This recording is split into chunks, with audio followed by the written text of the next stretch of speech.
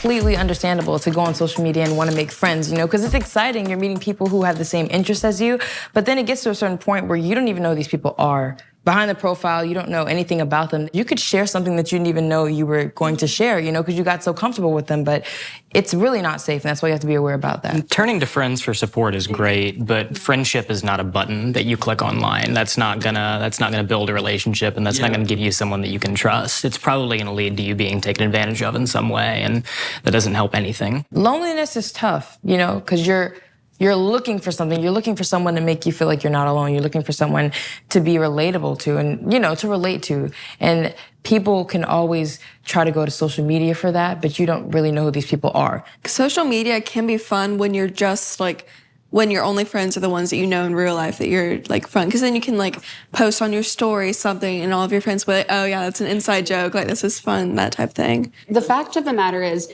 it is in your best interest to not follow or let anyone follow you that you do not know in person. And some people are so insecure that they use social media as like a safe place, but they really don't know that it's not that safe, and they end up doing something that they didn't really have intentions to do. That's why you really have to be safe on social media, because these kids don't have the knowledge of it, you know? So when you're young, you're gonna be exposed to things that are you're too young to be exposed to it. So you have to watch out for things like violence, racism, homophobia, even just bad challenges that are just dangerous, you know, that you learn in school, but when you see it on social media, you think it's cool.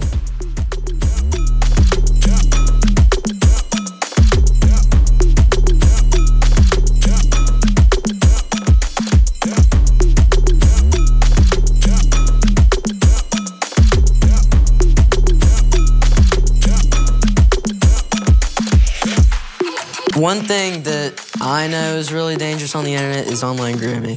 Like, there are people out there who will take advantage of you, try and get photos of you, and, you know, you can, whenever you make a social media account, people can see who you follow. I would say that grooming is when someone has targeted someone younger than them, in a different position than them, possibly when there's a power dynamic they have over them, and they've tried to take advantage of them in some way. A huge red flag or something to be aware of is like when someone asks you sketchy questions like, are you alone? Can we go private? What are you wearing right now? Like, and then especially when they'll be like, hey, you can tell me a secret. I promise I won't tell nobody.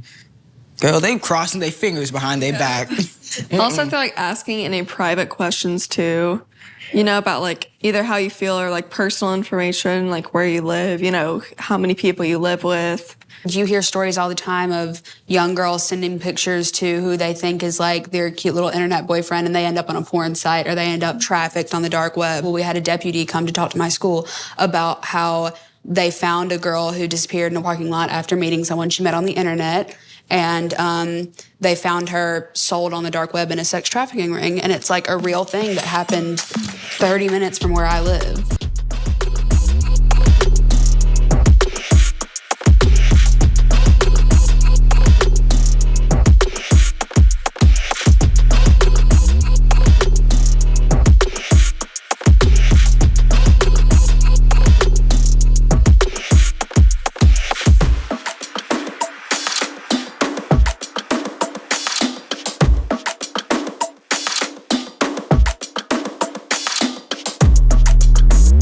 It's really important to act like the whole world can see what you post, because they can. You have no idea who's looking at anything. Like, you don't know who can see it. Anybody has access to anything, no matter who you allow access to. That's why I always adjust my privacy settings so social media apps can't track me. People on there can't see where I am. Even if they're my close friends, I only give those kind of permissions to like my family members.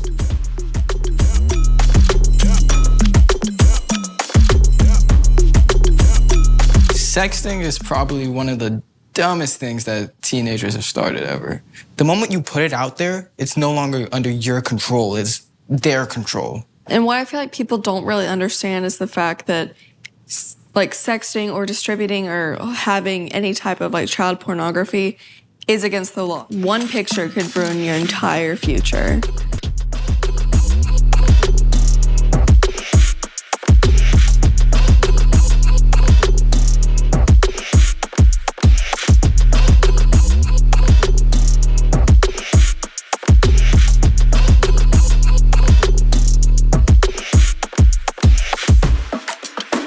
A lot of reasons why these things keep popping up on our feed is because the adults don't know about it. You know, we just keep it silent and just skip past it. But it's gonna keep coming up if we don't report it or tell a trusted adult. You have the choice, but now it's like what you do with that choice is which choices you make. Because like you said, there is always that exit button.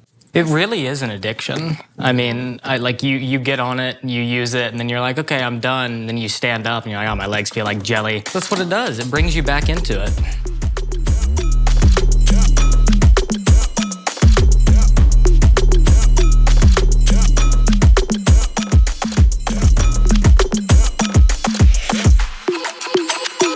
It's important to, talk to a trusted adult if you're being like cyberbullied, because I know like that's become such a big deal now just because most people are on social media. And so it's just really important to confide in someone about that because they can help stop the bullying. These websites that we're on provide different platforms and different techniques to get away from the negativity, and block these people. They have so many tools on there, like the block button, report button, and they even have tips on how to, like, if neither one of those works, on how to make it just disappear even better. My favorite thing about a social media platform is you always have the unfollow or the unadd button. Or the block. No, right, the block. Girl, I love that block button. Trust takes a while to build. And so it's important to already have that relationship with like a trusted adult figure. Because, like in the future, you're going to be that figure to someone else. So you have to be able to open up to that trust and be able to confide in them about the things that are going on because, it'll be better if you start trusting them in the beginning than it will in the end if you end up not trusting them. And then this whole problem escalates into something really big. Another thing you definitely have to watch out for and that you should definitely tell a trusted adult about is when someone's sharing inappropriate pictures or pornography. It's very important to tell someone because you're the target in that situation. So you need someone else on your side to back you up and help you get out of that situation. It's tough to talk about these things, but we'll all get through it and you'll be better for it. With little kids, sometimes they see that on the internet their friends are doing certain things and that they feel like they have to do something.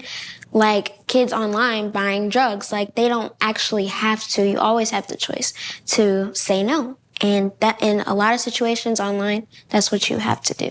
It's also very dangerous to buy things from people online. Just a simple link can take you to a whole drug operation where they can lace things with other drugs, fentanyl. And, you'll think you're buying something, but it'll have something else in it that can potentially kill you.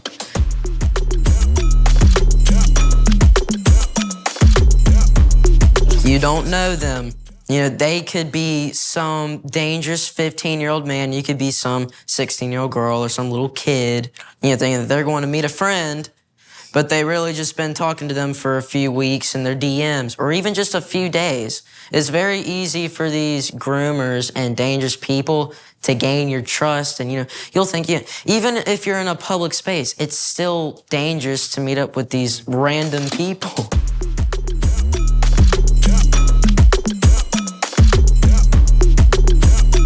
Especially with the habit of going on social media every single day, you can almost feel obligated to post or like someone's comment or talk to someone you don't know. But you're in control of that. You choose when you stop, and that goes to like building habits and boundaries for yourself, That's why it's important to, have a moment where you delete social media for a moment or a month or two, or even just a few days just to take a break and read a book, find something else that you find joy in. I think that one of the most important things is to set boundaries on social media. Like personally, I set a time limit so that I only spend 1 hour total of all social media in a day, because I just realized that I spent so much time, wasted time just scrolling on social media apps. And same with my friends, because we will all be hanging out one time and then they'll all be on their phones. And it's like, we're finally together and we're not even like interacting with each other. Right, and it's because those apps are designed to be addictive to younger audiences. We've talked about not trusting people online and talking to someone that you do trust, but it is incredibly important to always trust yourself when you're online. Trust what you feel. If you feel that something, as you said, is setting off your consciousness buzzer, take action on it, because at the end of the day, you have control over you.